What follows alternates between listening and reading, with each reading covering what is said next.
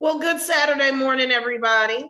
I am sports mental health empowerment coach, Dr. Lauren Pitts. That is my amazing co-host extraordinaire, Ronnie Ransome Jr., and this is House Talk Pregame. Welcome back, everybody. Good morning, Dr. Pitts. How are you this morning? I'm cold. You cold?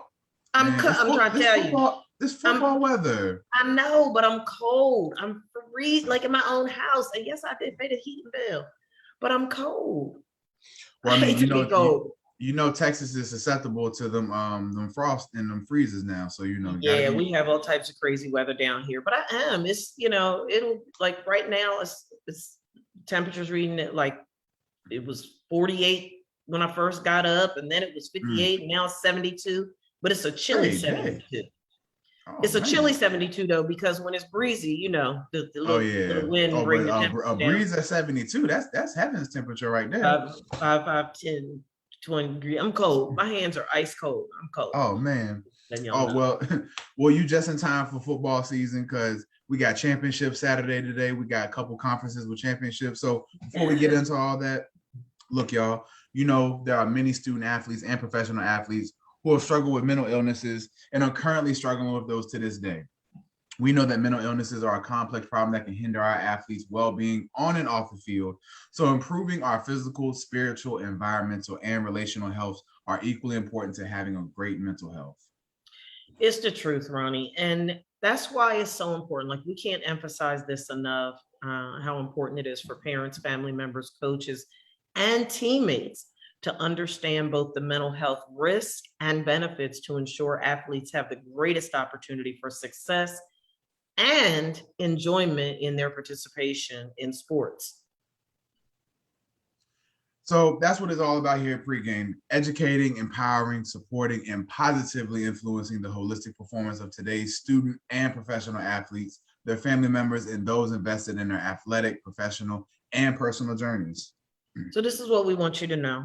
If you struggle to understand mental illness, or even if you have bought into these stigmas that are going all over the place among, our people and others too, it's not just us, and you have the compassion for those affected by it, then you're in the right place, because each week here on Pregame, we share powerful, we always put the disclaimer out there that it's raw. I'm not even going to apologize. It's raw. It's raw because life is raw. Very raw life, sports, and mental health information needed to help you to make well-informed athletic and, more importantly, life-transforming decisions. We want you to also remember that we are on HSR, and that's Heritage Sports Radio Network, every Saturday at the same time, 11 a.m. East Coast, and also tonight at 10 p.m., as well as on Sundays at 6 p.m. And here's what we want you to know, because we want you to get that app. You can go to the App Store, look for Heritage Sports Radio Network, and download that app so that you can listen in. HSRN is empowering the HBCU families, head, heart, and hands to deliver the impact we all know that it can. So don't forget to catch our lineup of great shows. We've got some amazing colleagues. We are presenting some serious knowledge on HSRN, and we want you and your family and your teammates, everybody connected to you, to get this powerful information on the shows that we have on HSRN. Absolutely. And what's crazy, Dr. Pitts? The last couple of weeks, we've had some really powerful guests and some really powerful conversations. Yeah. I would like to think that the last, I would say 3 or 4 shows, amazing topics, amazing dialogue, and a lot of amazing gems that were talked about over those shows. And we appreciate our audience over the radio and those who are listening, whether it's through Facebook, however the case may be. But if you want to be here in the action with us, in the discussion, in the mix, please come join our virtual audience by registering via the Zoom link that's available on all our social media platforms: Facebook, Instagram, Twitter, LinkedIn. We can getting ready to be on TikTok. All right. So for all our young listeners, all our young athletes, we're going to be on TikTok. We're going to be posting some videos on there as well to show you what we'll be talking about on the show. But look, if you're a student athlete, former or current, and you want to come on the show, or even if you just want to send us a email or a letter about what it's been like for you as a student athlete. What are some of the things you've gone through, or testimony, good news, asking for, wishful thinking, asking for support, encouragement, whatever the case may be. Please send us an email at htpregame@gmail.com, because we want to hear from you as well. Yes. So look, y'all, we have an amazing, amazing show. This is sometimes my favorite topic concerning student athletes. And it is a sense of identity and accomplishment and a source of self-esteem. Many athletes identify themselves with the sport that they compete in, as they invest so much time and energy into that one area of their lives. Sports might be one of the best ways to help you develop the skills of confidence, as your strength, skills, and stamina increase through training. Having a strong athletic identity often leads to a strong sense of self and assuredness of who you are. Increased self-confidence, self-discipline, and more positive social interactions have all been observed in those with high athletic identity compared to those with a low athletic identity. So we're going to be talking about that, and also what it means to identify as an athlete. I'm going to share some things later on in the show that if you've ever said any of these things as an athlete, then maybe you might have an athletic-based identity. And we're going to talk more about that as well. We have a very, very, very special guest today, and they have a very powerful testimony. We cannot wait to hear from them. They're going to be logging onto the show in a few. So like I said, we have a great topic lined up for you all today. So we're going to go ahead and transition into our mental health tip of the week. And Dr. Pitch, we rock, paper, scissors, or you want me to go first? You want to go first? Matter of fact, I don't know. Did you have a tip? I do. Okay, cool. So I'll let you go first, because mine is not too long-winded, but mine has a little couple things to it. I have two tips. Okay, cool. And the first one is serious but not serious. As I'm gonna say this because a little cognitive distortions here. Okay. Right. I need everybody to know, because when you talk about cognitive distortions, one of the types of cognitive distortions is labeling. And I want to use the label haters, because everybody remember I was telling you that my phone, anybody called me, anybody texted me, anybody had nothing to say. But you know what? When we took the beat down from, who was it to beat us down? I don't even remember. You know who. You know who. You know who. Don't do that. When we took the beat down last week, the phone went to bone back. The folk got all type of slick stuff to say, the whole 9 yards. And you know what blows my mind? And here's the serious part of what I'm saying. We're not the only team that is 6-2. We're not the only team that took a L. And I am just blown by the fact. So I'm just going to go ahead and put them on blast. Why are 3 and 6 Eagles fans talking S to me? Why? Why, Ronnie? Why are 3 and 6 Eagles fans talking S to me? I don't understand that. Because you know what, Ronnie? I don't talk S. You have never heard me come on this show and talk trash. I've never done it. I don't bother nobody. I mind my own Dallas Cowboys business. I root for my team. I've said from the door, we've been on House Talk now and between House Talk and House Talk Pregame for 4 years. All I've ever done is say win, lose, or draw. You cut me, I'm bleeding blue and silver, ride or die.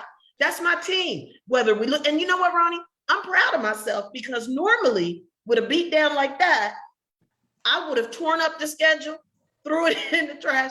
Eric said, how many times are you going to tear up the schedule this season, babe? I was like, I'm practicing self-discipline and self-control. I am practicing increasing my tolerance for frustration. I am doing a better job this football season of regulating my emotions. So my tip is stop being a hater. Stop. Just stop. Like, you don't have nothing else better to do but trip off the fact that I ain't bothering nobody. I'm not out here. I ain't throwing shade because y'all 3 and 6 and all these other, like, stop. Football season, we just halfway through the season. We got 17 regular games this season and folk talking trash already. Stop it. Stop. That's my tip. Stop being a hater. It's unattractive. Now, for my serious tip. Audrey Lorde. That wasn't your serious tip? No. That was that was my sports mental health empowerment tip. Stop being a hater. Okay. All right. Stop it.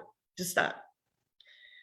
My serious tip is Audrey Lorde said, and the speaking will get easier and easier, and you will find you have fallen in love with your own vision. which you may never realize you had. And you will lose some friends and lovers and realize you don't miss them. And new ones will find you and cherish. And you will still flirt and paint your nails, dress up and party. Because as I think Emma Goldman said, if I can't dance, I don't want to be a part of your revolution. And at last, you'll know with surpassing certainty that only one thing is more frightening than speaking your truth, and that is not speaking. My tip is stop allowing people to define you through the lens by which they live their own lives, thereby robbing you of your identity. And because you are walking around uncertain of who you are, you allow your voice to be silenced. That's all I have. That was a powerful tip. That was a good one. That was a really good one. I wanted to piggyback off your sports empowerment tip, mental health tip. Anybody playing with you? So I looked up, like, I Googled Dallas Cowboys, right? Mm-hmm. Google Dallas Cowboys. And, Google has, when you click Google, when you press search, in like a split second, it'll have like 3 million hits on your topic. Mm-hmm. Oddly enough, at the very top, had this definition of the Dallas Cowboys. Mm-hmm. And it's funny because I've seen this definition before somewhere, and I couldn't remember where I saw it at. Mm-hmm. But I opened up my trusty dusty book, and I found it, and it says Dallas Cowboys are, the central theme is that they have a conviction of having some great but unrecognized talent or mm-hmm. insight, or having made some important discovery. Mm-hmm. Now, Dr. Pitts, you being the masterful clinician you might be very familiar with that definition. So, and I know you as a very objective mm-hmm. Dallas Cowboys fan. This does not apply to you. Mm-hmm. But for your other cohorts, mm-hmm. your other cult members. Did you say cult? Your other cult members who bleed blue and silver just like you. Now, I wonder how mm-hmm. much the membership fee is to turn your blood from red to blue and silver, because the buy-in for that. Transfused. I had a blue and silver transfusion. Well, see, here's the thing. So, mm-hmm. I'm not a medical doctor. I'm a, educational doctor. But your blood actually is blue. It doesn't turn red till oxygen hits. Before it passes through the heart. Yep. Oh, yeah. So I was born with blue blood. I can't help it. I say all that to say, for the last 6 weeks, Mercury had to be in retrograde because y'all kept on winning. But clearly retrograde ended in amazing fashion last week. Mm-hmm. And one of my friends, I know they don't listen to us live, but one of my dear Dallas Cowboy friends, Lloyd knows who he is, and Lloyd knows who I'm talking about. I'm an unofficial Pittsburgh fan, and so I sent him a picture after the game of when Pittsburgh played Denver, and we didn't have that issue. But that's neither here nor there. Mm-hmm. So, so Dallas Cowboys fans, all is right with the world this week, thankfully. Mm-hmm. So mm-hmm. my mental health tip of the week. So this is for my fellas this morning. And so fellas, we know that, oftentimes we have a hard time communicating our feelings and our emotions, not only to, our significant others or loved ones or family, anything like that, but amongst each other. And especially in the society we live in, where, we live in a sometimes hyper-masculine arena where, being hyper-masculine and being, macho man 24/7 is what is projected onto a lot of men. And that's how they feel they have to see themselves. But to be in that type of state of mind all the time is a disservice to you and your body, because you are neglecting a lot of emotions that our bodies come equipped with, that are very useful and very resourceful at times.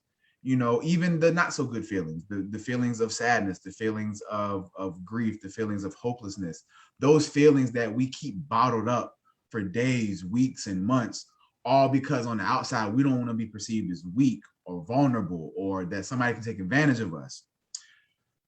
I always tell men, especially men that I come across who have this type of mindset or display some of these behaviors of having to be hyper masculine all the time. It does not make you weak to recognize your emotions. It does not make you weak to express your emotions. Only a weak person would capitalize on your weakness. Only a weak person will capitalize on your vulnerability.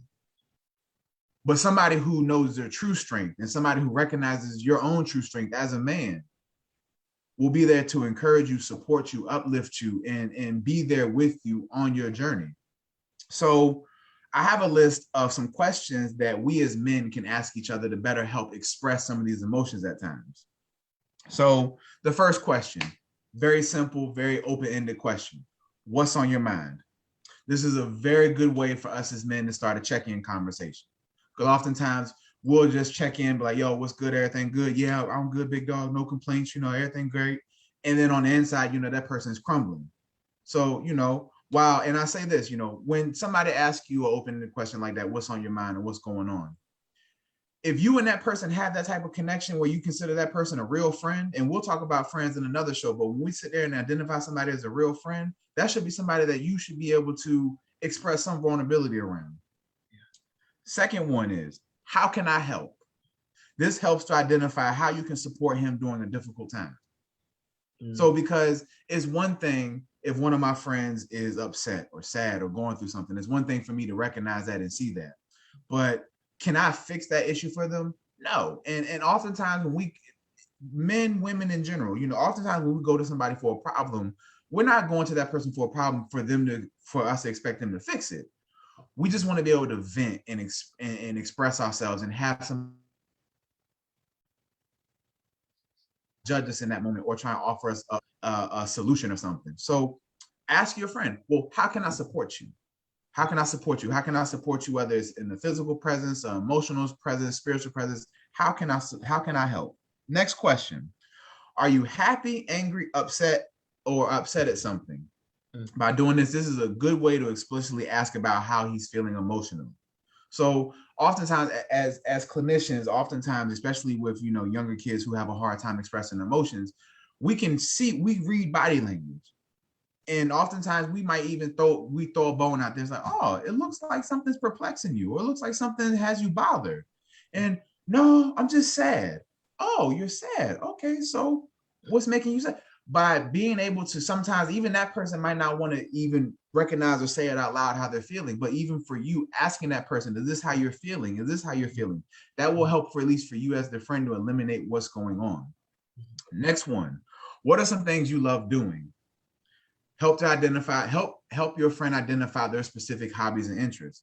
Oftentimes when we see, especially as men, we will bottle things up to the point where we don't even realize sometimes ourselves that we have lost interest or pleasure in the things that we used to find pleasure and interest in, our hobbies, our interests, and things like that. And oftentimes we'll go around and won't tell nobody. So look, brothers, as men, ask your friend, like, yo, have you gone to the gym? Have you gone fishing? Have you gone bowling? If you're a hunter, it's hunting season. Have you gone hunting? Like, if you know your friend and you see there are things that they enjoy doing, they have a passion for, a hobby or interest in, and you see them not doing it for a prolonged period of time, ask them like, yo, so what you been doing for self-care? What you been doing for fun? Like, talk to me. What's up? Yeah. How are you feeling today? It's just a simple, good way to explicitly ask about how that person's feeling emotionally in that moment. Oftentimes, especially as men, and this is something that we also don't talk about as men, is like how much anxiety really fuels how we behave and act. And oftentimes for men, especially when you grow up in an environment that is not necessarily a safe environment or is prone to danger and violence, as men, we're natural protectors. We're natural, like it's fight or flight mode for us. Like we're always somewhat in that constant state of fight or flight mode of like, oh, like I have to be aware of my surroundings. So we often get lost in that. So ask your friend, how are you feeling right now? I know you got a million things on your mind, but how are you feeling in this moment? What's a memory that makes you happy? This can sometimes, if you see somebody in a rut, if you see one of your friends in a rut or they're having a bad day, challenge them to think about a memory that makes them happy, or talk about a memory that makes them happy if you know it. Which of your friends are you the closest to? And this helps your friend remind them of who their circle is, who their support system is. Because as men, oftentimes we will shut off our support system because we're like, nah, I got to figure this out myself. I got to do this on my own. No, who are your friends who you can go to? For me, I have certain friends that I go to for certain things. Love all my friends, but I have friends that I will talk about one thing with that I won't talk with another friend about. Nothing against that friend. It's just my connection with this friend is built on something different than my friendship with you. But being able to identify those friends you can go to in that time of need, or in that time of vulnerability, or grief, or whatever the case may be, identifying those individuals that you can go to. And if you don't have any individuals that you can go to, number one, I will always encourage and support you to go find a professional counselor in your area. Yes. Number one, if you don't have any friends or a support system or anything, we'll be your friend. We'll be your support system in that moment until we can help you identify how to form healthy relationships and things of that nature. Mm-hmm. What do you value in a relationship? This question can be asked for a romantic or platonic relationship, and is good for bonding. So remember, like, we throw the word friend around a lot, especially as men. Oh, that's my bro. Oh, that's my man. He cool and everything like that. As men, it doesn't take much for us to, really to befriend somebody. You dap somebody up. I saw a TikTok. We were speaking of TikTok earlier. I saw a TikTok video a couple weeks ago where, basically the men dap each other up for like 2 or 3 weeks. Now they friends. But one thing to keep in mind, as a man, what do you value in your male friendships? Like I said, if you call somebody your friend, or even your brother, or anything like that, you clearly, in your mind, you are seeing something in that person that you value enough that you want to keep the relationship with that person, or the friendship, whatever the case may be. But sometimes we have to ask ourselves and reevaluate situations as we grow as well. Like, okay, so this person serves this type of purpose in my life. This friendship serves this type of purpose in my life. But sometimes those friendships can run their course, or sometimes those friendships can conflict. Or, you might have reached a level of growth that maybe that friend, you need to grow from that person. So being able to really evaluate who is in your life at a constant is good for us, especially as men. And my last two questions. Women too, Ronnie. Women too. Absolutely. Women too, definitely. Indeed. My last two questions that we can ask men are, if money weren't a thing, what would you be doing? And once again, oftentimes we know that, as once I said, naturally, no shade, naturally men are providers. Men are expected to go out in the workforce and provide for their families, provide for their loved ones and things like that. That's our expectation.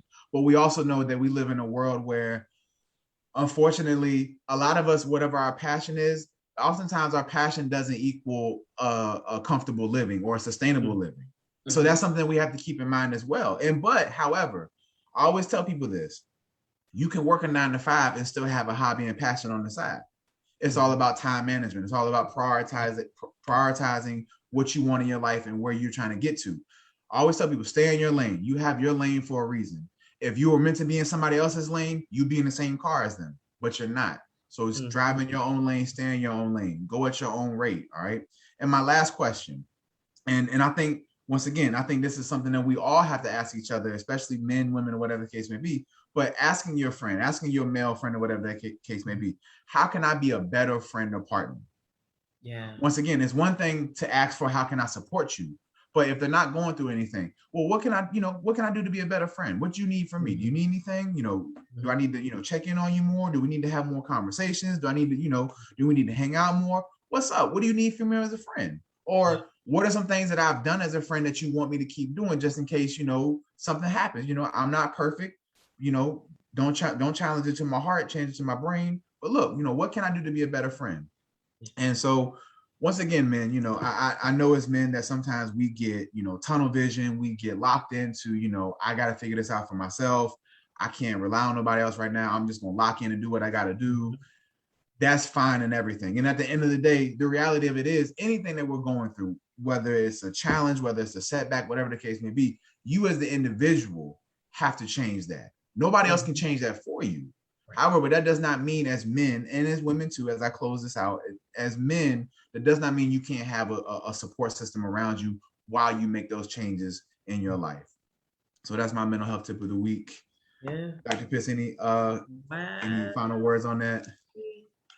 No, you nailed it. And I mean, certainly some of those that you emphasize, I think, are applicable to women too, because when you think about communication, it's a two-way street. You know, how many times have we said on the show that you have to speak to be understood and listen to understand? So when you look at how important it is to have that dynamic, particularly within the context of intimate relationships, it's just a powerful truth. It is just such a powerful truth, and I think a lot of what you said is applicable to our women listening and viewing audience as well. Great tips. Shall I announce these classics and such today? I'm super excited because it is absolutely it's championship weekend. Somebody get a size for rings this weekend. Yes. And let me just say, I ain't even gonna put him on blast. I'm gonna let you deal with him. So we have the SIAC, the SIAC championship today. It is Albany State versus Miles College. Is at the Miles College A.J. Sloan Alumni Stadium. Here we go with this ESPN3. Man, Ronnie, we got to get ESPN3, man. I know, it's right? At 2 p.m. this afternoon, East Coast time. Then we have the CIAA championship, which is on Aspire TV. I have no idea what that is. That's Magic Johnson's channel. Oh, my bad. Sorry, Magic. Didn't know. That is on Aspire TV at 1:00 East Coast time. That's being held in Salem, Virginia, at the Salem Stadium. Ronnie, where the heck is Salem, Virginia? That is out in the boonies. That is out in the western part of Virginia.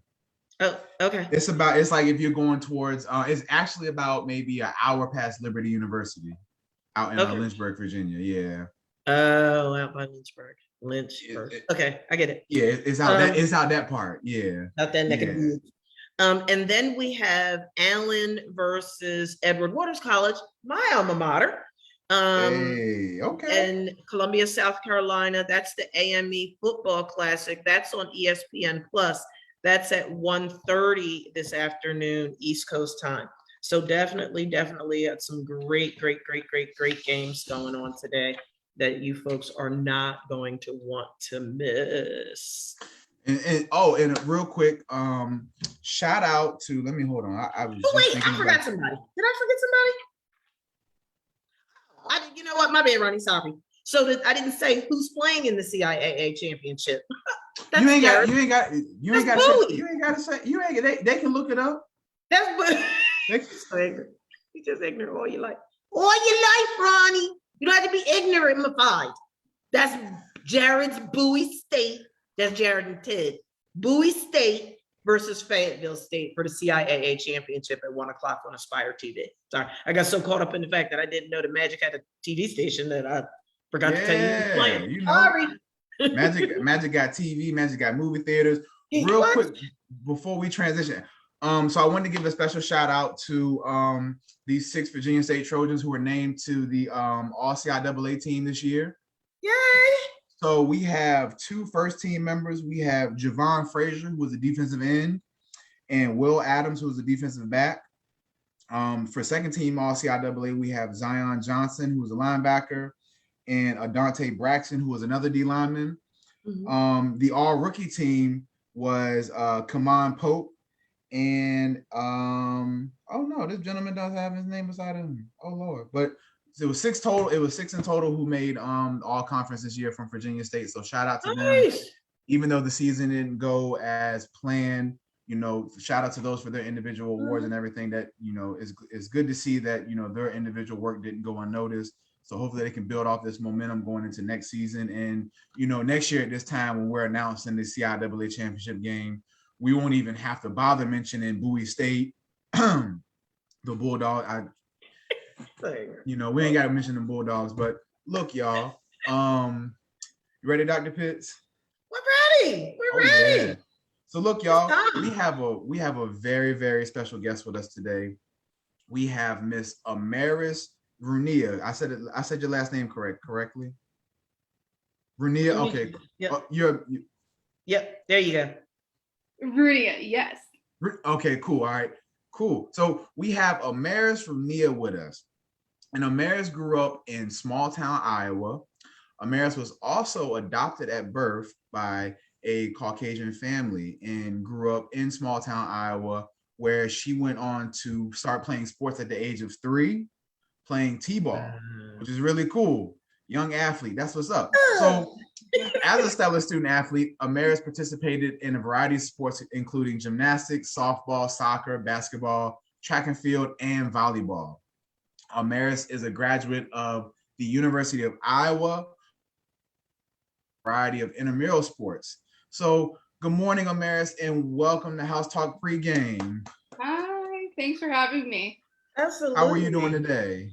I'm doing good. It's been a good morning. So that's good. That's good. So Amaris, real quick, what did you get your degree in from University of Iowa?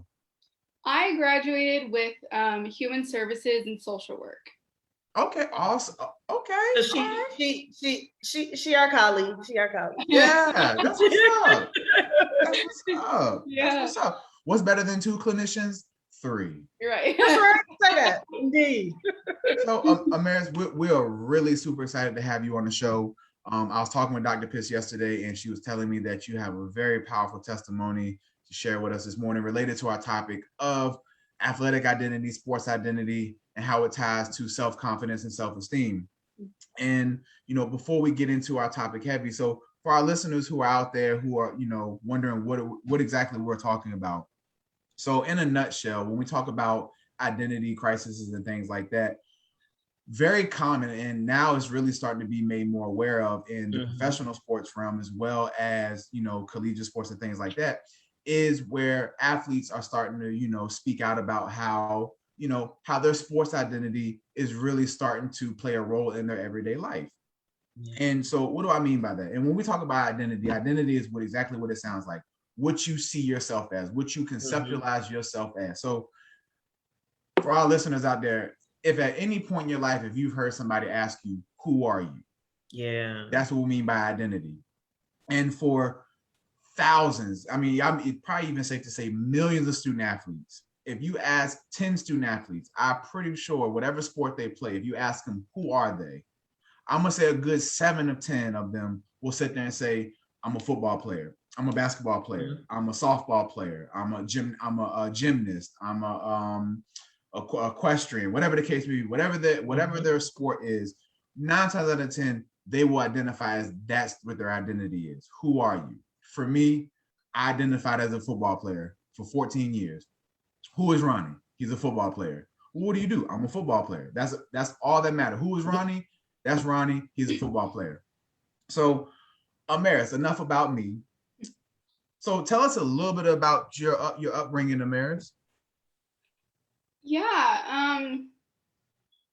So yeah, I got adopted from birth and was taken home with my adopted family at like 5 days. And so it was me, and then my parents had already adopted my older brother and sister, who are actually biological brother and sister. And then it was those two, then me, and then 9 months later, my younger brother was born. And he was actually my adopted dad's nephew, so it's kind of complicated, but so then he was added into the family. So I grew up with 3 siblings. Mostly it was me and my younger brother, because my older siblings, there was 11 years between me and my sister, and then 13 between me and my brother. And so my older brother and sister, they are white, Caucasian, and then my younger brother is Black. And so, it was me and him kind of growing up together in, Iowa. And so, yeah, we definitely had a lot of experiences at a young age. It got kind of crazy. My mom told a story about when they first adopted me and had moved to town. They were getting calls on the phone saying, get rid of those kids or we're going to come burn your house down. There was a neighbor, so like our backyards connected, and they up and moved because we had moved in with, or my parents had adopted us. So yeah, it started at a young age of things. Obviously, we didn't know about it back then. But then we enter into elementary school. And I remember like my first day of kindergarten, there was a first grader who was on the bus, and, she was a white girl, and we had the same pair of shoes on. And so I was like, oh, look, we have the same shoes. And she was like, so like, just like, there has always been experiences of just like, discrimination. Yeah.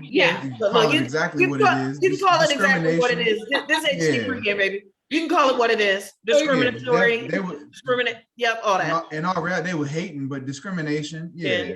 Racism. You can call it what it is on HD. You sure can. Go ahead.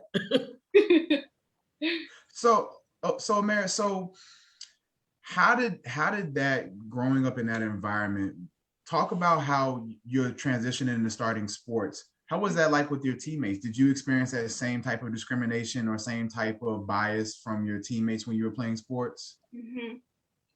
Yeah. So, when I first started, my first sport I ever played was t-ball. And I've played softball, t-ball, whatever you want to call it, since I was 3 all the way through high school, and then some intramurals.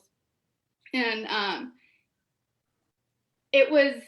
that was my, it didn't necessarily come from the kids that young in sports. It was more so the parents. But as I transitioned into like, elementary school / middle school, and you actually have teams, I think I remember so I got asked to be on a traveling basketball team when I was in 5th grade. And I didn't get asked necessarily because at that point I was a good basketball player. I got asked because stereotypes, and it was, you know what I mean? This type of stereotype. It was the assumption that you would be able to hoop because you were black. Exactly. Here's the little black girl. She got to be microaggressions. The microaggressions. Yes. I was the tallest girl at the time, so I was the one who jumped for the ball. So it started with that, and then here, came the jokes from all of my teammates if I wasn't good enough. I ended up, in 5th grade to 6th grade, we didn't have like a school basketball sport, so it was our traveling team. Well, then in 7th grade, you start school sports, and we started basketball. Well, there was an A team, B team, and C team. I ended up making B team. And the amount of jokes that I heard, like, why aren't you on A team? Like, what happened? Stuff like that. That came, it came a lot. It was just a lot of like assumptions that I should be great. And so then when I wasn't as good as what was expected to be, there was a lot of just like jokes around that and, poking fun, but at the same time, not really, it kind of did mean something and was a little hurtful. But then on the other side of that, I think that there was a lot of other things that went into how our sports played out in the small town that I lived in. And so on top of that, me not, making A team or being one of the starters, I feel like, I wasn't necessarily given a chance to, be good, or let's work with her because I think, she like, potential. Exactly. There was never any of that either. It was just kind of, you're going to go out for the sport, so we'll stick you wherever we can, I guess. So, Amaris, when you think about that type of toxic treatment at such a young age, as a little girl, how did you make sense of that? And how did you communicate that to your parents? And what the heck was their reaction, if they reacted at all? Right. I think I think it definitely reiterated to me, like, I would say, like, you're not as good as them. I don't know if you guys have watched Scandal, but Mm-hmm. there's a scene in there where Olivia's dad's talking to her, and he's like, "You have to be twice as good to get half of what they have," or something like Mhm, Yep. that. mhm, I And remember that scene. yes, yeah, and I feel like that is exactly kind of the mentality that I had, mhm, um, where it was like, I just knew, and not even in sports, it bled out into all other areas of my life, but I was just like, I'm not in the same category as them, mhm.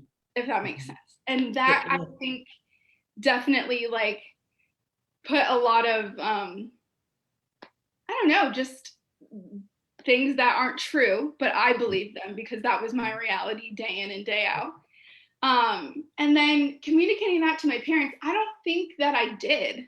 I don't think that Mm-hmm. I had said any of this. I think they kind of were just happy that I was a part of something and was on the Mhm, team. And then, mhm, honestly, I had a lot of my friends that I had were in sports with me.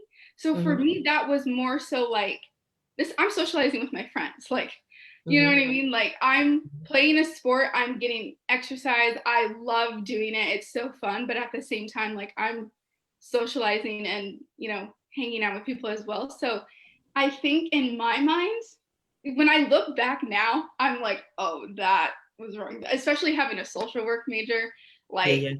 I see so many things that happened that was not good. But at the time, I think I was kind of in this, like, oh, well, I'm already, like, not in the same category as them. So let me just, like, be here and play my part type of thing. Mhm.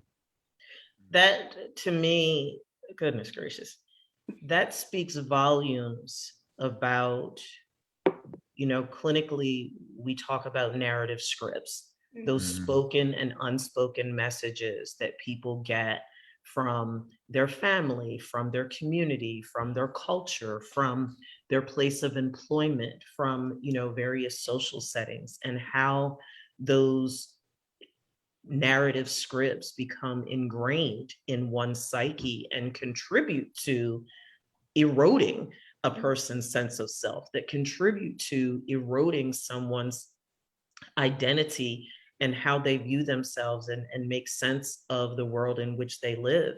And it's tragic in so many ways because people are absolutely positively oblivious. I was telling Ronnie before the show when we were talking that there's so much of your story that in part, Ronnie was saying that it reminds him from the perspective of being taken in by the Caucasian family of the Michael Orr story and that we saw depicted in The Blind Side. And then my thought was, and I don't know if anybody has seen it, if anybody has not seen the documentary that Colin Kaepernick did on Netflix, it's called Black and White. It is a phenomenal, phenomenal um, documentary on what racism and microaggressions. He and Ava DuVernay did it together, and it was just so well done, so incredibly, incredibly well done as it relates to exactly what you're describing. And the damage that it does to one's identity, the damage that it does to one's sense of self. And in case our audience is wondering, well, what do Dr. Pitts and Ronnie, what do they mean when they keep talking about, sense of self? Your sense of self refers to your perception of the collection of characteristics that define you.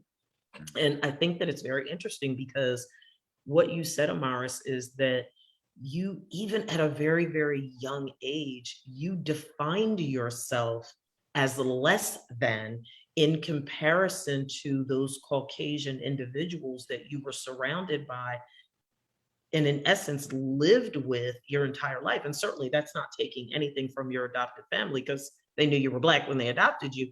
However, what it illustrates though is what we see every single solitary day in this country, where there is this spoken and non-spoken superiority that we see among the dominant culture. and what that looks like as it trickles down, and as I love the fact that you said bleeds out into virtually every area of your life. And it's doing damage. It's hemorrhaging. It's causing people to emotionally hemorrhage. And as they are emotionally hemorrhaging, they are losing their sense of self with every incident that happens. Yeah. And so Maris, so as you were growing up, in this environment and in dealing with these stereotypes, these stigmas, these assumptions that the town and your peers and all these were making about you, as you got older, it seems like, your relationship with sports grew as well, and you started to venture out and trying out many other sports and things like that. So at what point did sports, and correct me if I'm wrong, at what point did sports for you growing up become maybe like a safe space or a place where you could go out and just be you and not think about, just life in that moment? Mm-hmm. I would say the one sport that I think of when that comes to mind was track. Because in track, I ran a little bit, but most of my activities were shot put and discus. Hey. Yeah. Discus, I was decent. I was terrible at discus. Yeah, it's hard. It is. It's terrible. A tricky one. Yeah. But shot put, that was my thing. I'm not to toot my own horn, but like I made varsity my freshman year. It was not toot your horn. There you go.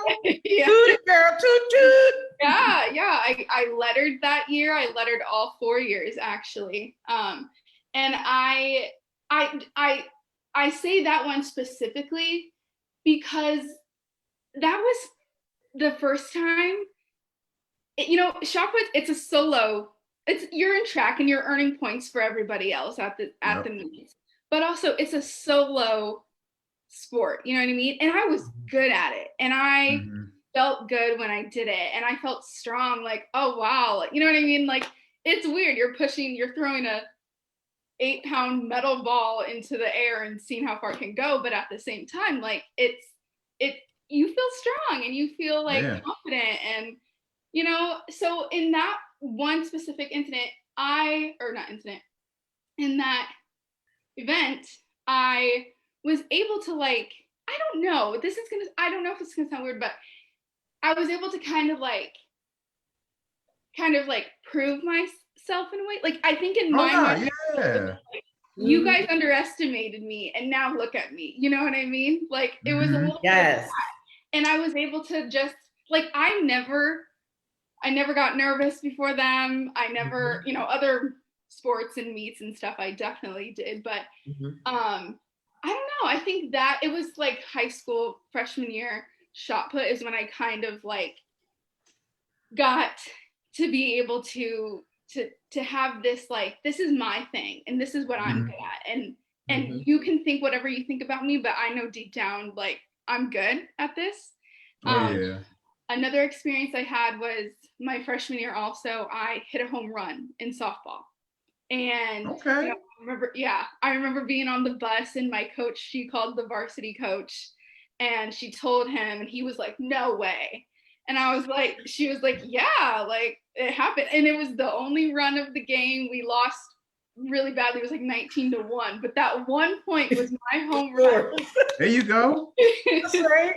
Yeah, and so you can look around the bus and be like, I don't know about the rest of y'all, but y'all might want to be worried about your spot.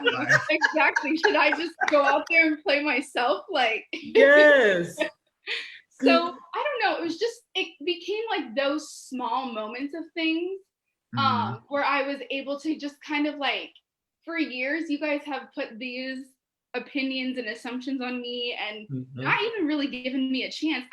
My softball coach, that next year, my sophomore year, he had asked me to go to the varsity meet.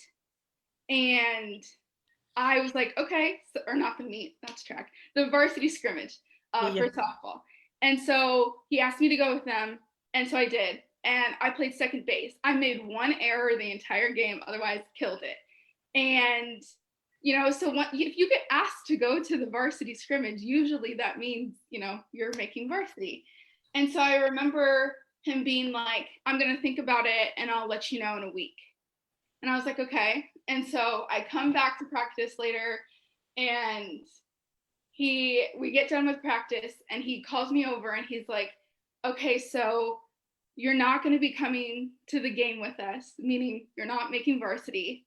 And then like asked me to like go get his bag or something like that for him.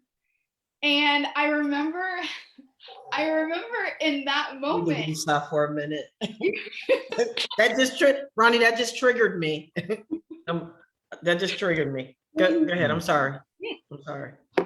I'm triggered. I was very like, what?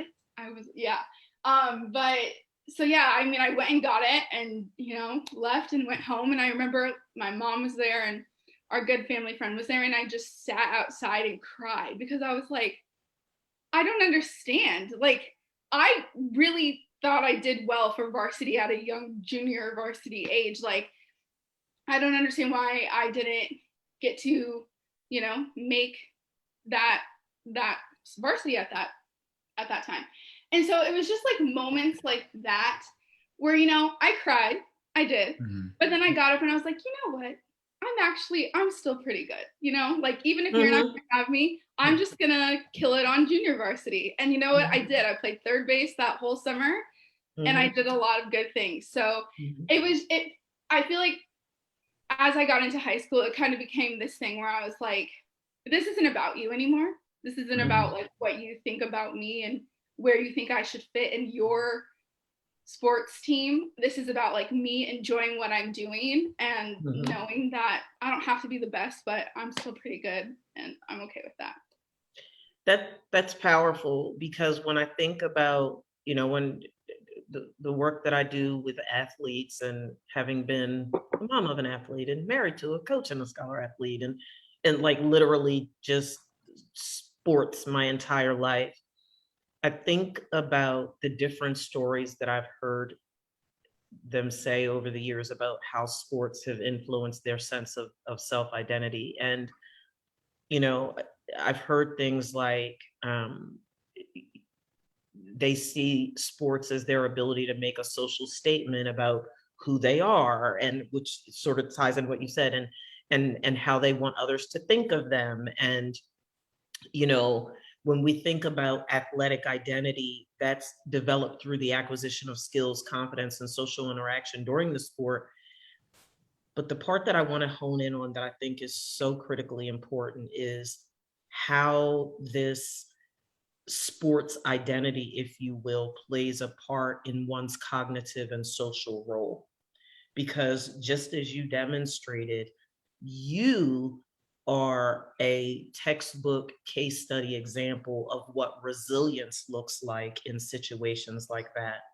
But what about those student athletes who don't have the level of resilience that they have? The cognitive distortions that can arise from that magnitude of rejection, the social rejection that one feels from that type of incident are far-reaching. And what we all know as clinicians, right, is that internal negative narrative stays with people and erodes them over time. It can lead to depression, it can lead to anxiety, it can lead to engaging in risky behaviors, because people, particularly when you think about your situation, Amaris, is so oftentimes when we're assessing people to determine whether or not they're securely attached or if they have an insecure attachment style, one of the things that we look at when we're doing the assessment is, has the individual been adopted and what type of attachments do they have to the primary caregiver? And when we look at that as an overarching experience, oh my goodness, that rejection that you experience could have destroyed you in so many different ways, and it didn't. And people need to be aware that it's systemic. There's so many things that have to be taken into consideration. And, reflecting upon the Colin Kaepernick documentary, same thing. He went through the exact same thing that you just described, except for him, it was football. And he felt strongly enough that he was a strong enough quarterback to be the varsity quarterback for his high school. Rejection, when and got special training and the whole 9 yards. Rejection. And I'm telling you, verbatim, you sound exactly the way he shared in that documentary of what his experience was. And for what? It's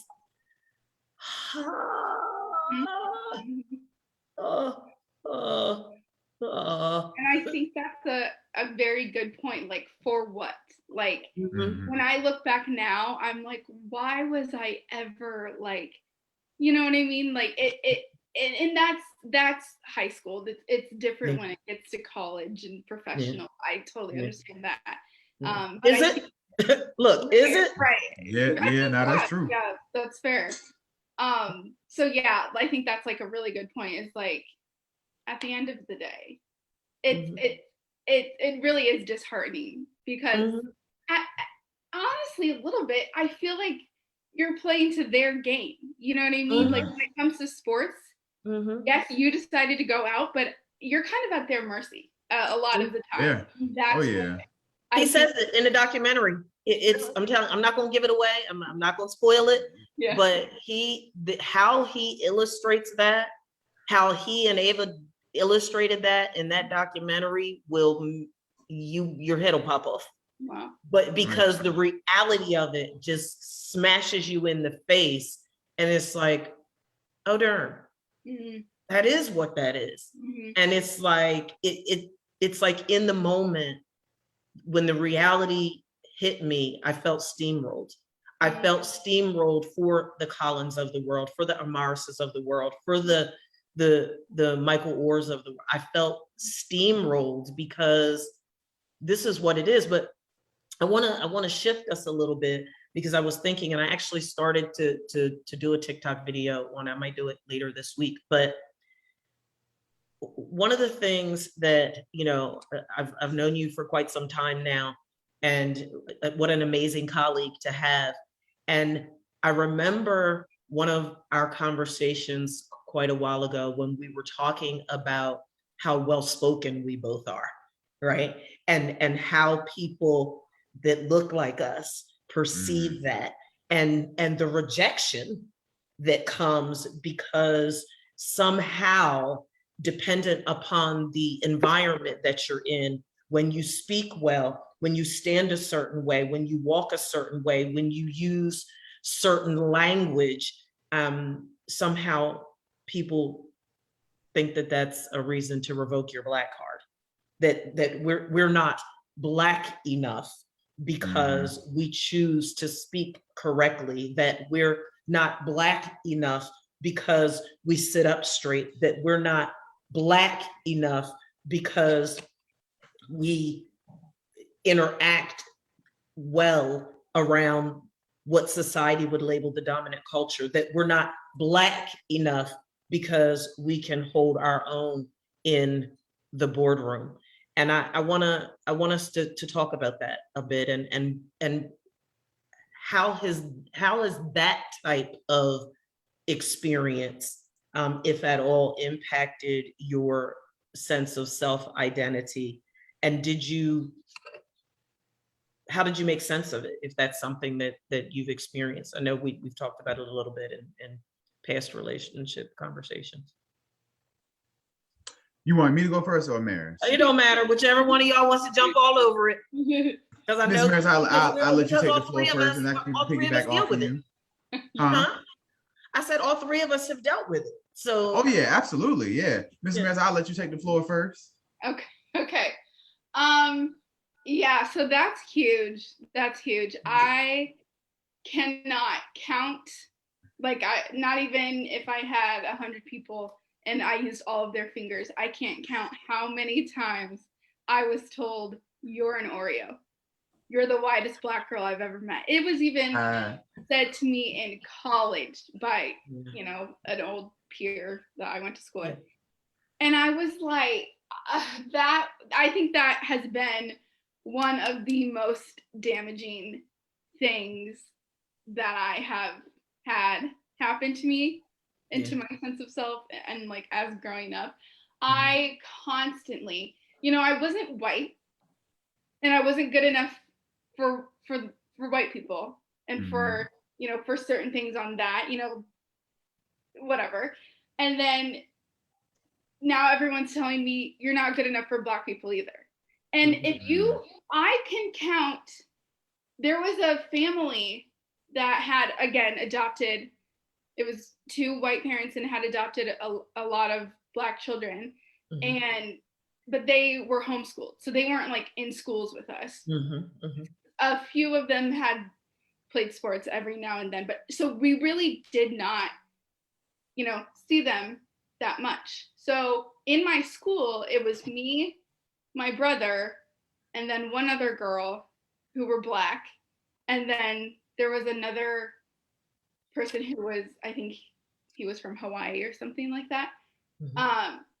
So I did not have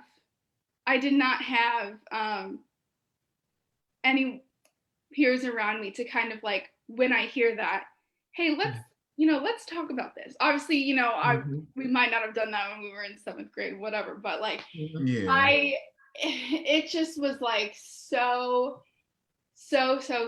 damaging, because I just never felt good enough for anybody. And, you know, there are thousands more races than Black and white, but I am Black and everyone around me pretty much was white. And so that is where I, you know, felt like were my, you know, I either had white friends or that was it, you know what I mean? Like there just wasn't a whole lot of diversity. And so I heard that over and over and over and over and over and over and over again. I have never been called an Oreo so much in my life. And like, I just think that I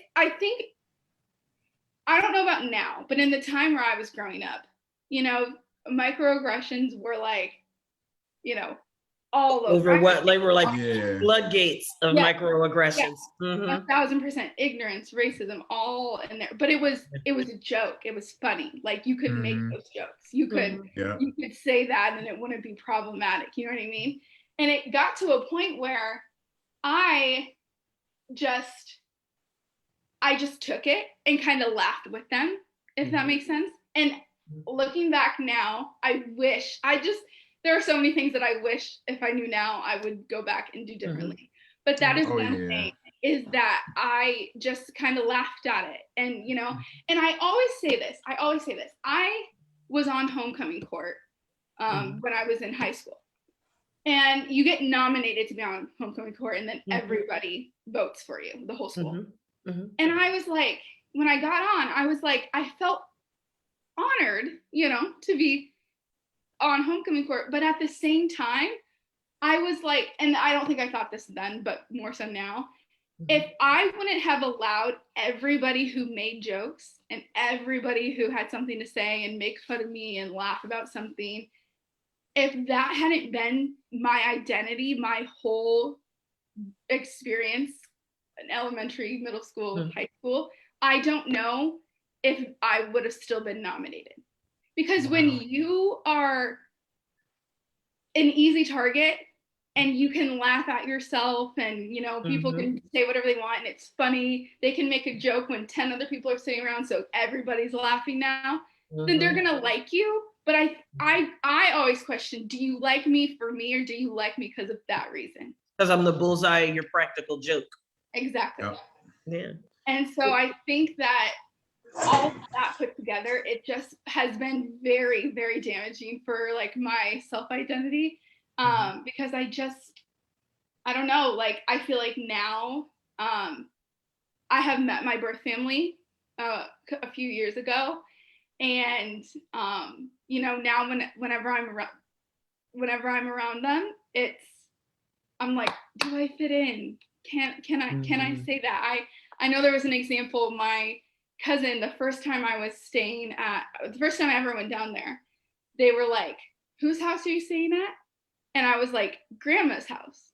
And they're like, whose house? And I said, grandma's house. And they're like, you mean granny's? Like, you know, just the way that I said things, or, you know, anything like that, it just was different. And so I just think that, you know, not being around people who look like me, not being around people from my culture where I come from, and then hearing over and over, you're not black enough, you're not black, but you're not white either, but you're not black enough, you're not black enough, you're not black enough. That narrative is you're not good enough. Exactly. And that's what's been told to me for years. And that's what I'm trying to break now. But it's hard when it's spoken to you over and over and over again for years on end. Like it becomes like an unconscious thing. Like just immediately you think that, you know. So. And I'm glad you mentioned that, because not to be I actually am an Oreo, and if you would go by that term, because for me, being biracial, like my mom was white and my dad was black, and so for me, I always used to say, because like I always felt like this, like I was too black for the white kids and I was too white for the black kids.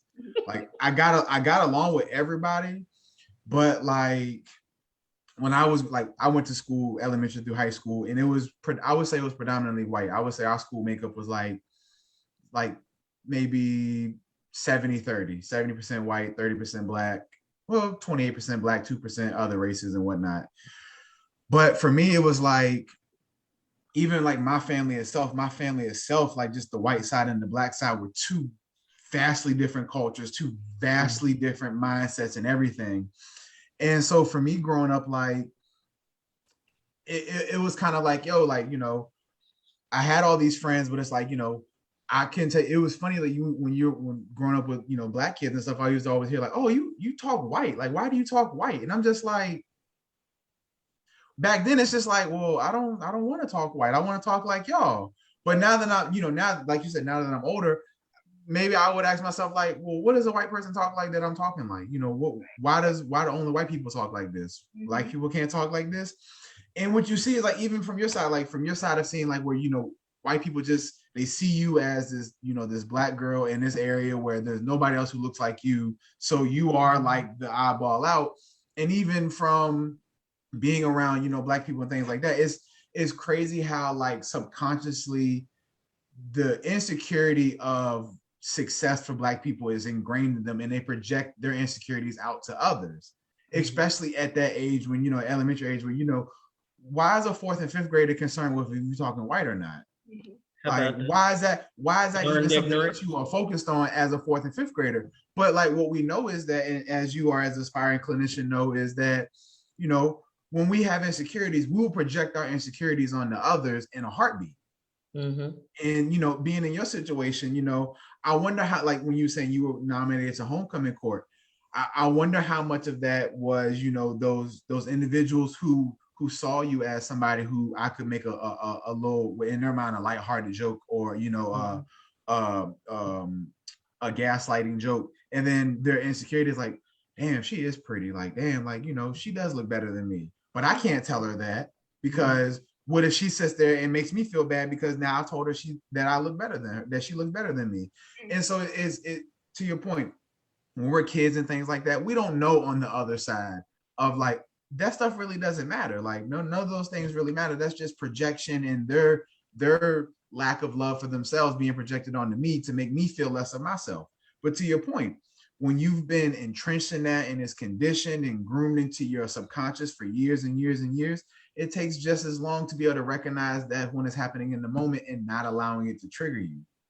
And I'm glad you mentioned that, because to your point, a lot of people, especially a lot of people who are in environments where, you know, if their family is better to do off, or if they're in an environment where they are the extreme minority and there's nobody else around that looks like them, those projections from the masses onto that minority you will be conditioned to believe that in your unconscious mind. And then in your unconscious mind will tell you, I'm not socially acceptable for these reasons that everybody has listed in my life. Because I look like this, because I sound like that, because I wear this, or because I, do that. Well, I'm different. And because I'm different, that's wrong. You're wrong for being different. And so I'm glad you mentioned that. And so as you made it through high school and graduated high school and went on to University of Iowa, well, so let me ask you this. When you chose University of Iowa, at any point when you're in high school, did you ever say, like, you know what?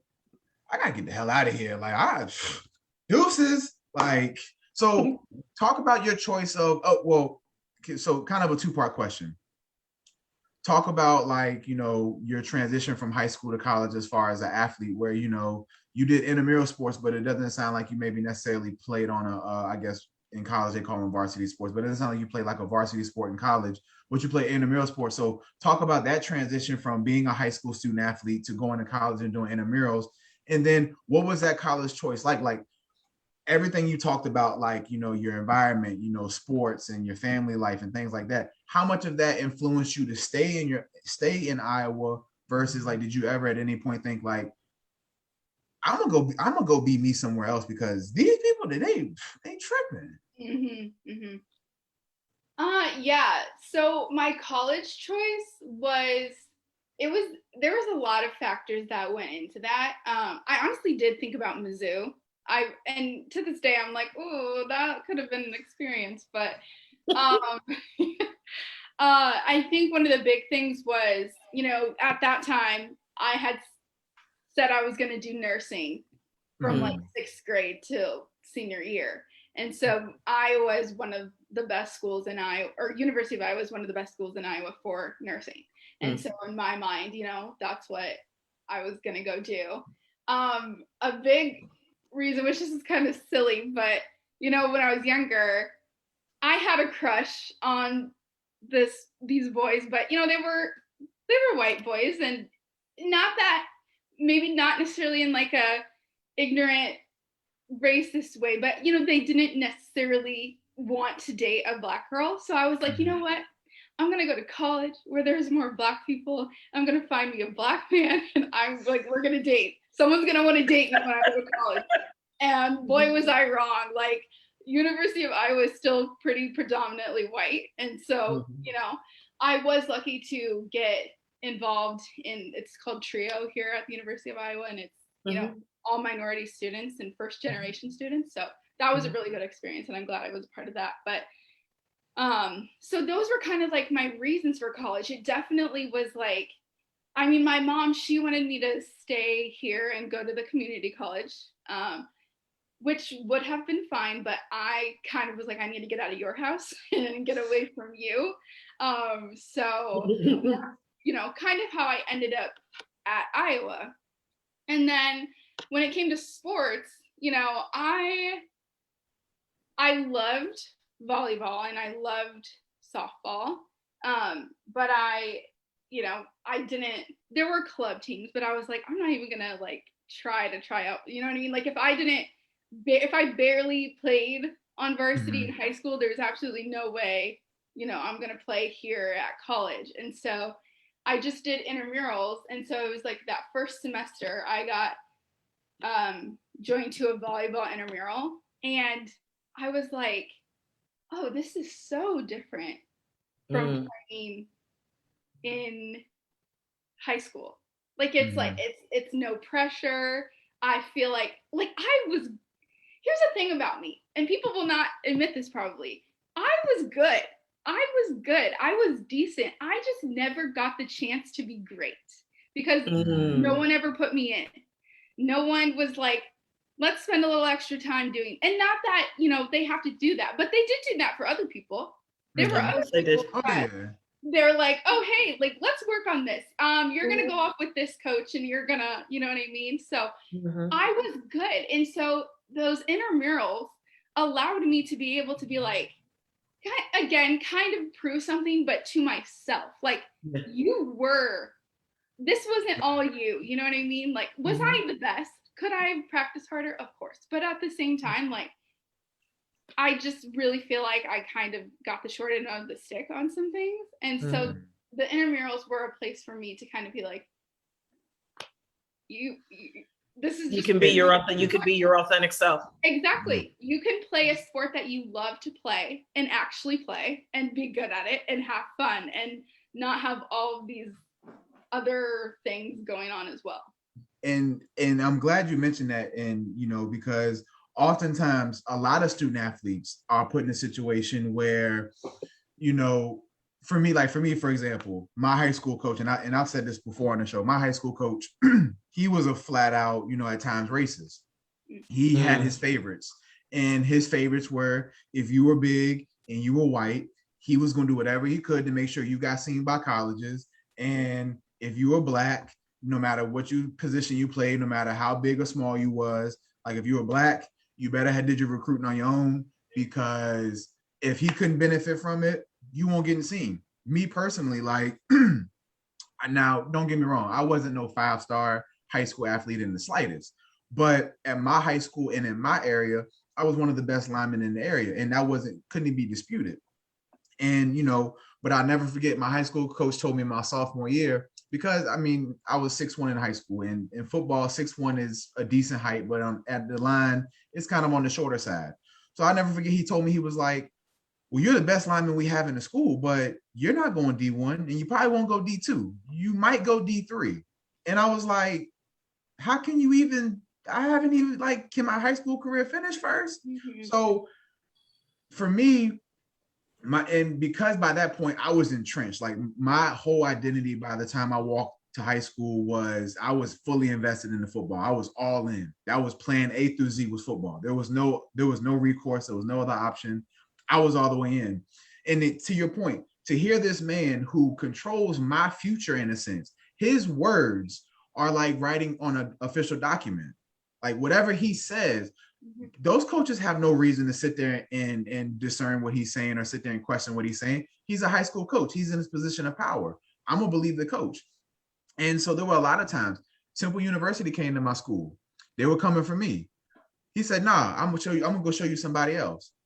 Not because of any disciplinary issues, not because of I was a bad kid or anything like that. It's because he felt like this other kid deserved this chance more than I did.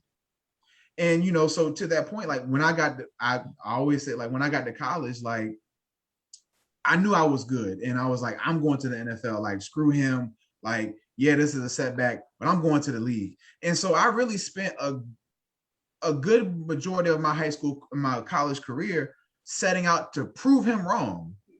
Like, and I'll never forget it. Every time I had an individual accolade, I would always send it to my high school and be like, look, this is what I did.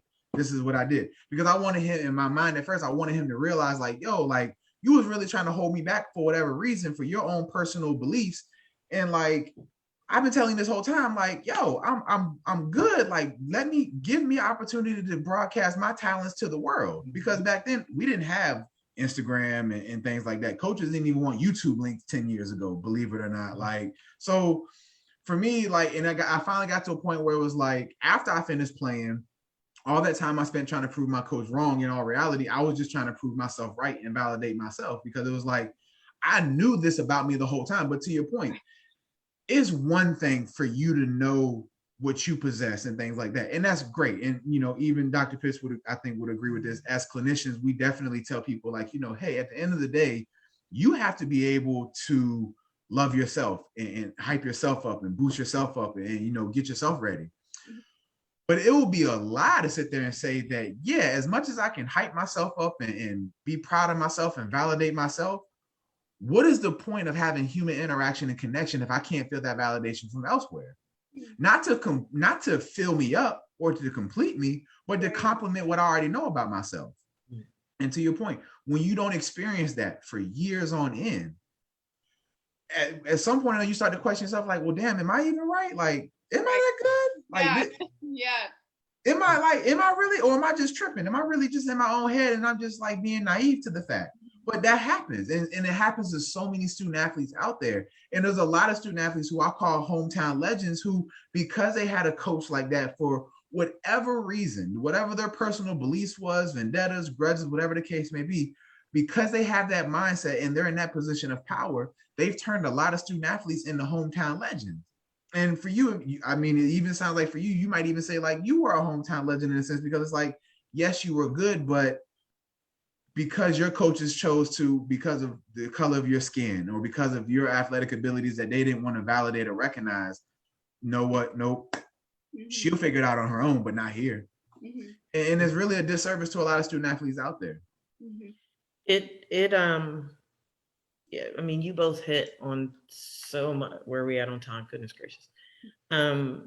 You both hit on so many key things. And as you were talking, what kept coming up for me is when I present this question to people personally and professionally, who are you?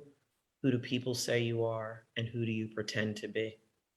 And that is so powerful for people to they need to be able to answer those questions, and they need to be able to answer those questions honestly, because what we know to be true when it comes to sense of one's self-identity within the context of sports is that there are definitely some positives, right? You know, we know that having a strong athletic identity can lead to a strong sense of self and sureness of who you are. We know that it can increase self-confidence and self-discipline and more positive social interactions. We know that, you know, individuals that value the athletic component are more likely to engage in what we clinically would refer to as pro-social behaviors. But the flip side of that coin,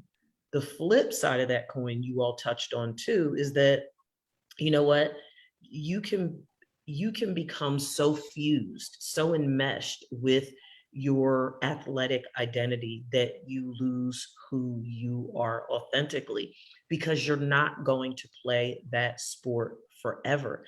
And if you're not able to strike that balance, if you're not able to recognize that the sport is what you do, it's not who you are, then you lose you along your athletic trajectory. And then what ends up happening? We end up, you know, my caseload ends up being full because you have all of these individuals that, I don't play the sport anymore, I feel lost. We've talked about that over and over and over again on this show. Who am I now? What do I do? The depression kicks in, the anxiety kicks in, the this exacerbated presence, if you will, that serves to diminish and erode one's sense of self every minute of every day, because the individual, all the old people used to say, don't put all your eggs in one basket. You put all of your identity eggs in this athletic basket. And now, whether it's due to injury or due to age or due to graduation or some other issue, sickness, you're not able to play the sport anymore, then who do you pretend to be? And what I want folks to get from this conversation today is your authentic self is not defined by your athletic ability. And I know that that's hard for people to swallow. I know that that's hard for people to wrap their heart, mind, spirit, and soul around, but it is what it is. Your identity is not defined because you're Black or because you're white or because you're Latino or because what. Your sense of self is you in all of your characteristics. It's all of your personality traits. It's your likes, your dislikes, your abilities, your belief system, your moral code. All of these things contribute to your self-image and your unique identity. I'm gonna do a TikTok on this. Don't ask me where it came from. You know, I'm thrown off. I had this moment on Monday or Tuesday of this week, and it hit me like a pile of bricks. And Ronnie, you can, like Dr. Pitts, you can put me on clinical timeout. I came to this realization that people are so lost. People are so incapable of being who they are authentically that they have become emotional prostitutes. They have become emotional prostitutes, and that cognitive distorted thinking is their pimp. And that cognitive distorted thinking has come from this need to validate oneself through their involvement in sports, through people telling them that they're not good enough, for people telling them that they're not Black enough, for people telling them that they're not smart enough, for people telling them that they'll never be X, Y, or Z. And what I want folks to know is that you don't have to be an emotional prostitute another day of your life. You don't. You have a God-given right to be who you are in all of your greatness, all of your excellence, all of your imperfections, in all of your Blackness, and all of your whiteness, and all of your whateverness it is. When, as you all were talking, I was reminded that, and I don't know if I've ever shared this with either one of you in our conversations over the years or not, but I was reminded that I never had a Black friend until I got to high school, because I grew up in, at that time, it's not the case now, but back then I grew up in a predominantly white area. And I grew up in the rural county and was bused inner city to school and what have you. But back then, my elementary school was predominantly Caucasian. I can only recall back then there only being 2 Black teachers in my entire elementary school. 2 Black teachers, Miss Gravers / Miss Lanier and Miss Moore. They were the only 2 Black teachers that we had back then. And truth be told, I don't know if there's that many of them. Oh, and Miss Simpson. We had Miss Simpson. We had 3 Black female teachers the whole time that I was in school. Everybody else was white teachers. And don't get me wrong, they took good care of me. They took good care of me. Shout out to Miss Claiborne, my first grade teacher. She was the only, I think she was the only Black teacher we had in elementary school. Yeah. Shout out to Miss Claiborne, because she treated me like she was a grandma to us, and I never forget her. It's funny, even when I was in high school and stuff, I would still go back and visit her when I was in high school, because she was just awesome. Yeah. Dr. Pitts, I wanted to share something real quick before we wrap up. Real quick, we're going to go over a couple of minutes today, because I want to make sure that our viewing and listening audience understand how to build a stronger sense of self within the context of just their life beyond their athletic involvement. But go ahead. So yeah, we're gonna go over. So I just want to share 2 quick things. So as we wrap up and we talk about, sense of identity and sense of self and things like that, for our current student athletes who are listening, whether you're a student athlete, professional athlete, whatever the case may be, if you are listening, so I want to leave you with this right here. And so, when we talk about identifying yourself as an athlete and things like that, another way to call it is a performance-based athletic identity. Mm-hmm. And that's when your self-esteem is derived from what you can achieve in a sport. So for all my athletes out there listening, I'm going to run through these statements real quick. And if you've ever said this at any point in your athletic career, you possibly could be viewing yourself from a performance-based athletic identity lens. Mm-hmm. So the first one is, my importance increases as my accomplishments increase. I feel good about myself because I am a good athlete. Sports is the most important part of my life. I am important because I am a good athlete. I feel bad about myself when I do poorly in my sport. I identify as a winner or a loser. Being an athlete is who I am. If I can't compete in sports, how will I be me? And for our athletes out there listening, understand this, sports are a great thing. And I always tell people, and I'm only 28 years old, and to this day, I still haven't found anything that has given me the love and joy materialistically that football has. I mean, football was my everything. Football was my whole being. It was my whole life. It was everything to me. And to have it no longer in my life as an athlete was hard, and it was hurtful.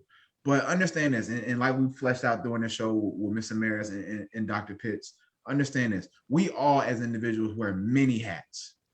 And this is one of the things I always talk with my clients about, is as individuals, we wear many hats. We wear a hat of gender, we wear a hat of race, we wear a hat of whether you are a mother, a father, brother, sister, cousin, whatever the case may be, employee, entrepreneur, whatever the case may be. We all wear multiple and diverse hats. The most important hat that we wear is the hat of self, the hat of the individual. All those other hats that we wear are a part of who we are, not what we are. And we cannot allow things that are materialistic or things that we cannot take with us when we are no longer here in this physical world. We cannot take those and hold on to them as our identity solely. And even outside of sports, when we think about sexuality and race and things like that, the color of my skin does not define who I am. Right. Who I choose to be in a romantic relationship with does not define who I am. It is a part of who I am, and it can give you a piece of who I am in my story. But I'm Ronnie, and that's me. I'm the individual. And so, and I stand here today. Well, I sit here today as a 28-year-old who it took 28 years to understand what that really meant of who I am. Because for so long, for 14 years, for half my life, I identified as a football player, as an athlete. And so I encourage all current, former student athletes, professional athletes out there listening. Your sport can be part of who you are, but do not allow it to become you yourself.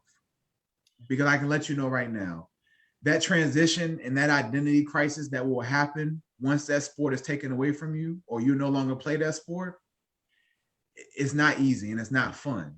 But I will say this, you can get to the other side of it. And so that's my final piece right there. Dr. Pitts, go ahead and bless us. Before I close us out, I think that it's important to give space for Amaris to share a final thought.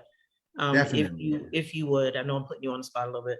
But I would love for you to share a final thought, particularly for the other Amarises all across the nation and all around the world. Okay.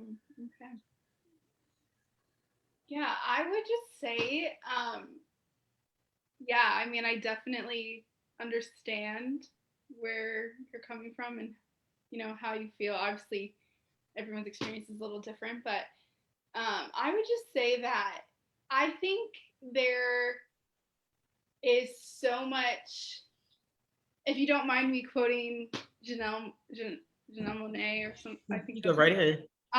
In her song, she's like talking about, people making fun of her, and her lyrics are, even back then with the tears in my eyes, I knew I was the, I don't know if I can swear, but SHIT. Yeah. He does all the time. I'm trying to get him to stop. Go ahead. So like, I just think there's I just relate to that quote, and I think there's so much beauty in that now. Like, even back then when you felt like you're at your lowest, and or even now if you're still feeling that way, upset or anything like that, just know that like you are that, and there's so much beauty in being able to like deconstruct all these views and opinions and everything else everybody else put on you and you put on yourself because of how things were. There's a lot of beauty in being able to like kind of redefine yourself outside of those circumstances. So I would just encourage everyone to, whatever you can do and whatever that looks like, to do that, because it's kind of a liberating experience. And then you get to finally kind of figure out who you truly are, defined by you, nobody else. I love that. Thank Awesome. you for sharing that. So real quick, I need folks to understand how to build a stronger sense of self. I want you to start differentiating yourself, and that's looking within to distinguish yourself from your surroundings, allowing you to become more self-aware. I want you to learn to do a better job of connecting with yourself, so that when you're developing a sense of self, it helps to stay in conversation with yourself, always exploring new ways to be who you want to be and not defined by who people say you are. I want you to see challenges as a way to know yourself. When you're faced with a difficult situation in life, try to see them as opportunities for you to decide who you are and see what you're truly capable of. I want you to apply these actions to your life. There are a few ways that you can practice knowing yourself in your daily life, allowing you to move through life as a more distinguished self. Make a real effort to have your feelings line up with your logical brain by looking at the facts in every situation. Practice sitting with the discomfort that comes from your wants not being immediately satisfied. Think about your personal values instead of imposing them on other people. And when people in your life upset you or you don't agree with them, try to stay connected to them rather than pulling away. Have your own ideas, values, and thoughts, even if others disagree with them. Look beyond your initial impulsive reactions so that you can see your real intentions and act in ways that better fit with who you want to be versus what your impulses dictate. I want you to take obstacles, situations, and interactions with people as an opportunity to express your authentic self, who you want to become, and how you want to express your true self. The only way to really know who you are is to try on certain actions for size and see how they make you feel. Sports is about taking more responsibility for the mental health and well-being of its athletes and coaches. But as we have clearly articulated today and on every show, there is still more to do to raise awareness of the challenges that can arise in these environments. Ensuring identity is kept as broad as possible at a younger age can be beneficial through the lifespan of a person involved in the world of sports. Your sense of self is all about your collection of characteristics that you decide define you, not anybody else. Have a great championship Saturday every day. Until next weekend. See ya. Bye-bye. Bye. Thanks for having me. Thank you again. Thank you. Bye-bye.